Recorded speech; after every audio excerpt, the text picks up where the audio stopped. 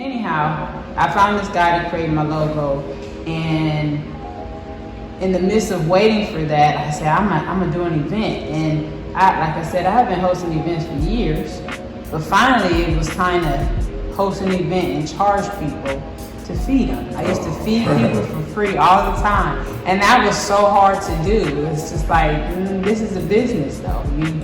Yeah, this is a business. And so that still is a challenge for me sometimes, but that was another challenge. What about that do you find challenging? Because I naturally just want to serve people. I don't look for anything in return. It's like, I just want you to enjoy what I'm giving you and not necessarily feel like you owe me something because I gave it to you. So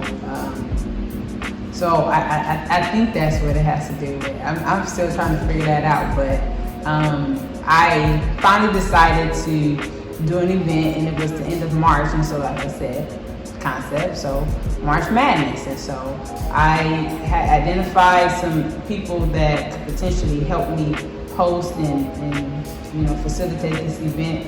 And then I either purchase referee shirts for them, so that's what we all wore, referee shirts, so you can identify who the host was, and huge success.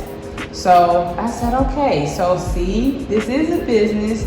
You can charge people, they will come, they will pay, and they will eat, and you still get to feel good about feeding people. And so did that, and then it was the farmers market that was coming up in May. So that was the end of March, and farmers market in May.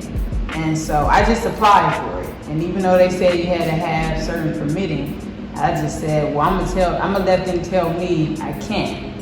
So I applied and got a confirmation. Once I paid, my money to be there, I got a confirmation. And I immediately asked, no, I didn't immediately ask. I was just gonna wait till the last minute.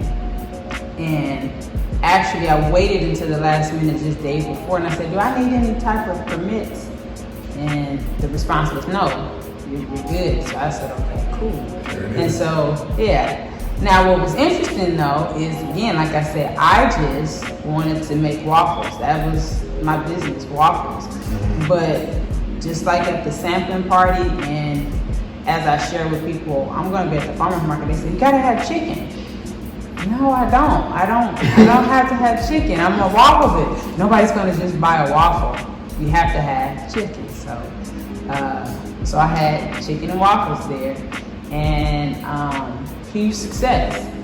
People came just by the aroma. I attracted people, and so that's when I realized I realized it, but I guess it was confirmed that I think I found my niche in a sense. And so the challenges that continue to come up for me is, again, still just earning the ins and outs of having a business per se. Like I said, I have a full-time job, so trying to juggle that as well is challenging.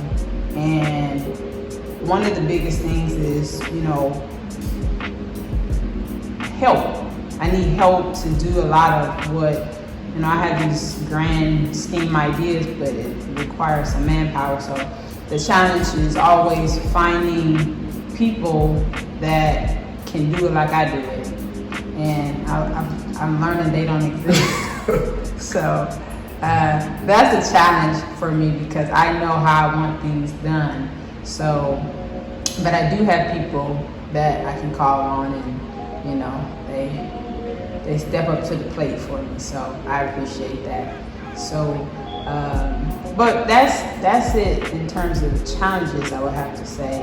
And as far as building, like I said, I just keep putting one foot in front of the other because I really don't know what I'm doing.